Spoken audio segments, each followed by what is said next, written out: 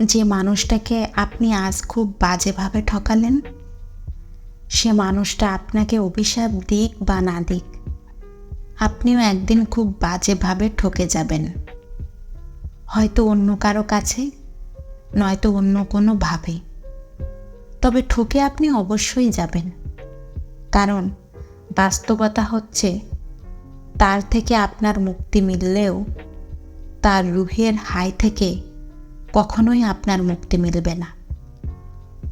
কাউকে বিনা কারণে অন্যায়ভাবে আঘাত করলে, কারোর সাথে বেইমানি কিংবা প্রতারণা করলে সাময়িকভাবে আপনি নিঃসন্দেহে ভালো থাকবেন, তবে বেশি দিন ভালো থাকবেন না। জীবনের শেষ দিন পর্যন্ত তো কখনোই না।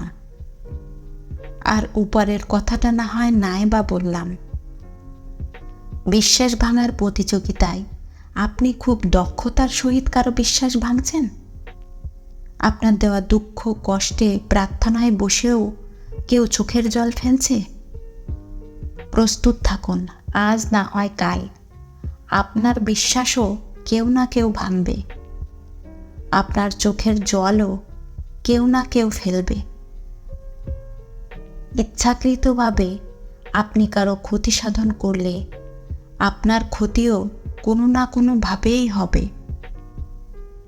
অন্য দুর্বলতা, সরলতা কিংবা ভালোবাসার সুযোগ নিয়ে আপনি যা যা অন্যায় করবেন, গোলাকার এই পৃথিবীতে ঘুরে ফিরে তার সবটাই ফিরে পাবেন।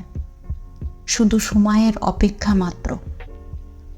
আপনার অন্যায়, অত্যাচার, অবিচার, ব্যভিচার, অপকর্ম, প্রতারণা, ঠকানো, বেইমানি সব কিছু আপনি ভুলে যেতে পারেন। যার সাথে করেছেন সেও হয়তো কোনোদিন ভুলে যেতে পারে, কিন্তু প্রকৃতি কখনোই কোনো কিছু ভোলে না।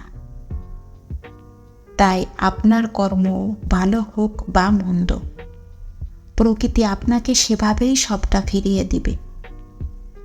ভালো কর্ম করলে ভালো, আর মন্দ কর্ম করলে মন্দ, সে যাই হোক না কেন, তবে ফিরিয়ে আপনাকে অবশ্যই দিবে। মনে রাখবেন, গোলাকার এই পৃথিবীতে ভালো মন্দ সব কিছুই ঘুরে ফিরে ফিরে আসে। মানুষের হিসাবে ভুল হলেও প্রকৃতির হিসাবে কখনোই ভুল হয় না। প্রকৃতি তার নিজস্বতায় সব কিছুর হিসাব খুব পুঙ্খানুপুঙ্খভাবেই রাখে। প্রকৃতি যে হিসাবে বড্ড পাকা, কর্মফল ভোগ না করিয়ে কখনো কাউকে ছাড়ে না। জানেন তো, ইংরেজিতে রিভেঞ্জ অফ নেচার নামে একটা কথা আছে, বাংলায় যাকে বলে প্রকৃতির প্রতিশোধ। কিন্তু আমরা যখন ঠকে গিয়ে ঠকবাজ, প্রতারক, বেঈমান, বিশ্বাসঘাতক ও চরিত্রহীন মানুষগুলোকে ভালো থাকতে দেখি, তাও আবার দিনের পর দিন, বছরের পর বছর কিংবা যুগের পর যুগ ধরে, তখন আমরা বলি রিভেঞ্জ অফ নেচার বলে কিচ্ছু হয় না, কিচ্ছু। ওটা শুধু সান্ত্বনার বাণী। কিন্তু না, মোটেও তা ঠিক নয়। এগুলো আসলে আমাদের আঘাতে আঘাতে ক্ষত বিক্ষত হয়ে যাওয়া অশান্ত মনের অশ্রুকণা। আসল কথা হচ্ছে, আপনি সবাইকে ফাঁকি দিতে পারলেও প্রকৃতিকে কখনোই ফাঁকি দিতে পারবেন না। সবাই আপনাকে ছেড়ে দিলেও প্রকৃতি কখনোই আপনাকে ছেড়ে দিবে না। মনে রাখবে, মানুষ যা পারে না, প্রকৃতি তা খুব ভালোভাবেই পারে।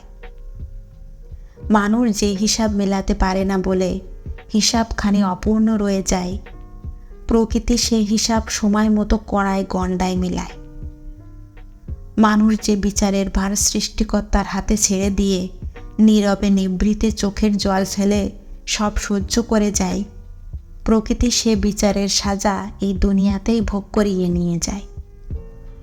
কাউকে অন্যায়ভাবে আঘাত করা ছাড়ুন, ঠকিয়ে লাভবান হওয়ার চিন্তা বাদ দিন, প্রতারণা করার মানসিকতার জলাঞ্জলি দিন। জীবনে এমনভাবে বাঁচুন যেন আপনার দ্বারা কখনোই কারো ক্ষতি না হয়, আপনি যেন কখনো কারো দীর্ঘশ্বাসের কারণ না হন। জানেন তো, মানুষের দীর্ঘশ্বাস ভীষণ ভয়ঙ্কর। কারো দীর্ঘশ্বাসের কারণ হয়েছেন তো আপনার শাস্তি অনিবার্য। তাই জীবনে আর কাউকে পরোয়া করুন আর না করুন, সৃষ্টিকর্তাকে পরোয়া করুন। মনে রাখবেন, তিনি ছাড় দিলেও ছেড়ে দেন না কখনোই।